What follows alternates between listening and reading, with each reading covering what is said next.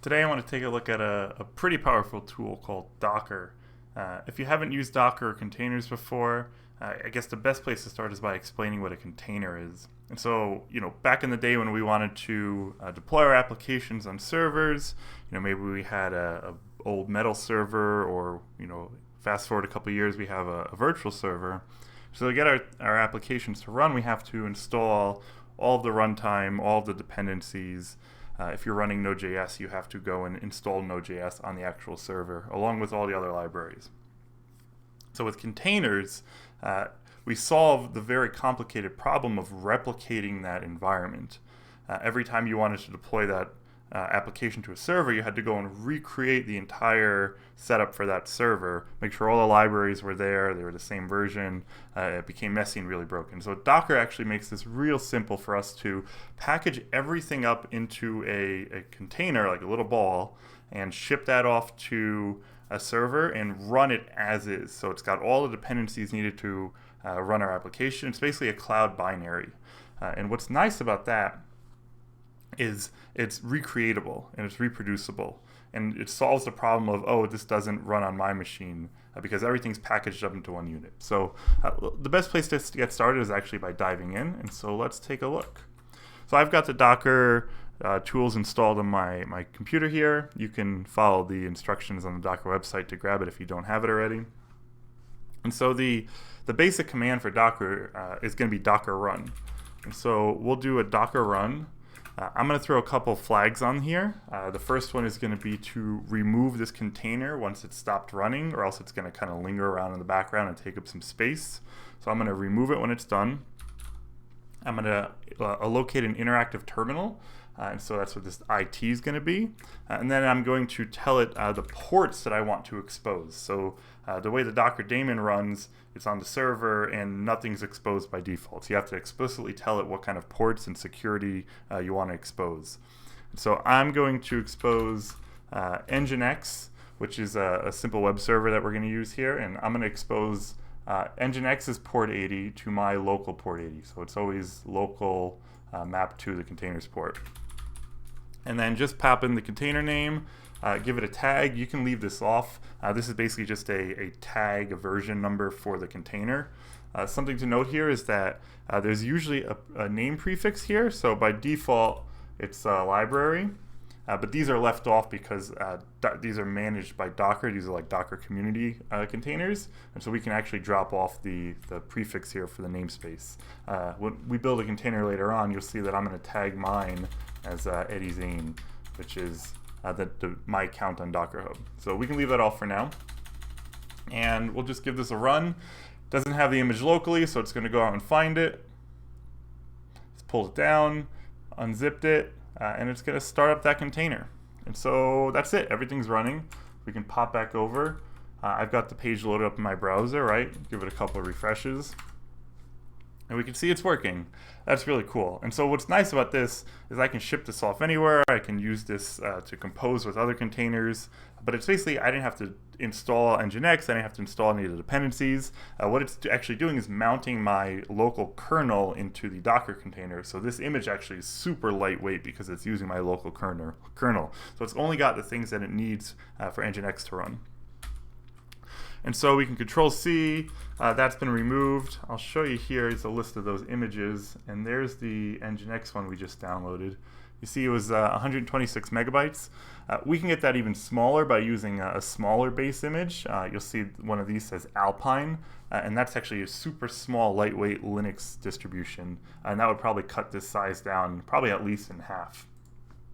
And so that's cool, but what if you want to turn your application into a container itself? And so right here I have a very simple Node app that we can take a look at, and it's just pulling in Express. This is basically the hello world of web servers in Node.js.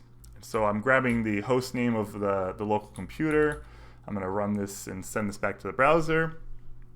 It's super straightforward, right? So we can install those commands, the dependencies, start up that server, hit in the browser. We can see the host name of my local computer. It's Ostrich. Cool. That's it. Very straightforward, right? So I'm going to delete those dependencies because I don't want them locally anymore. And all I want to do is I want to turn this into a container. So we can start by creating a dockerfile. And every Dockerfile starts with some kind of base image. And so we'll start from the base node image. I'm going to use, I mentioned Alpine. So we're going to use Node 12 in the Alpine version of Linux here. And so this is a very straightforward kind of like directive and then command syntax here, right? So from this, I'm going to create a work directory. So this is the directory that I want my current working directory to be inside the container. So I'll do /app. And then we can copy over some files. So I'm going to copy over my package.json in my package lock.json. And the reason we're only going to copy these forward is Docker has a pretty awesome caching system built in. So all of these steps are going to kind of create what's called layers. They're build steps through a Docker container. And by putting our files that don't change too often as a higher, an earlier layer, it can actually reuse the cache. So Docker will know that if we don't change these files, nothing up to this point has changed, so it actually can reuse the cache. So I'll show you what that looks like in a second. And then I'm going to run a command in the container. And so we'll just do an npm install production. And that will just install normally our production dependencies. And then now that we have our dependencies installed in the container, we have that node modules folder, I can copy over my index.js file. Or you could copy over the rest of your project, whatever you have. And then I'm going to expose a port. And so this is really just documentation purpose. This actually doesn't have any effect on what ports get exposed. But it's nice to actually expose for documentation. So everyone who reads this Docker file knows that, oh, like this container is going to expose port 3000. The last thing we have to do is tell it the command to run. So I'm going to tell it to run node index.js. And that's it. That's our Docker file. So I'm going to save this. We're going to run docker build. We have to tag our container. So I'm going to tag it, like I said, with Eddie Zane, and we'll do hello node, and I'll tag it with the latest tag. And then we have to tell it our Docker files location, so the current directory here. It's going to go through, it's going to run, it's going to build everything, and boom, it's going to spit out a container. And that's pretty much it. And we see here, let's run that again. You'll see everything was cached. That's pretty sweet. Right, so it reused the cache up into all those points, but maybe we make a small change to the file here. Let's add an exclamation point, and we'll run build again. And you'll see it's used a cache up until the point where it knows that index file changed, and then from there on, it actually ran through the rest of the Docker file. So it's really smart. You want to leverage the cache as much as you can, and let's just spin that up so we know that it works. So we'll do the same thing. Docker remove. I'm going to add another flag on here. So this is going to detach. So this will run the container in the background. You may have to do this with some base images or some types of applications. The way the node image works, it's got a start script that's going to swallow up the SIGINT, so it won't actually Control-C out of there nicely. So we're just going to throw a -d to run it in the background. We'll expose that port, and then we just give it the name of the container. It's going to spit out the container's ID. We can come back here and give it a refresh, right? So there's the host name for that running container. You'll see it's different than mine. And what's cool about this is let's remove that running container, and we'll force it because I don't want to stop it. And then you can give it the container ID. And then we'll spin one up again.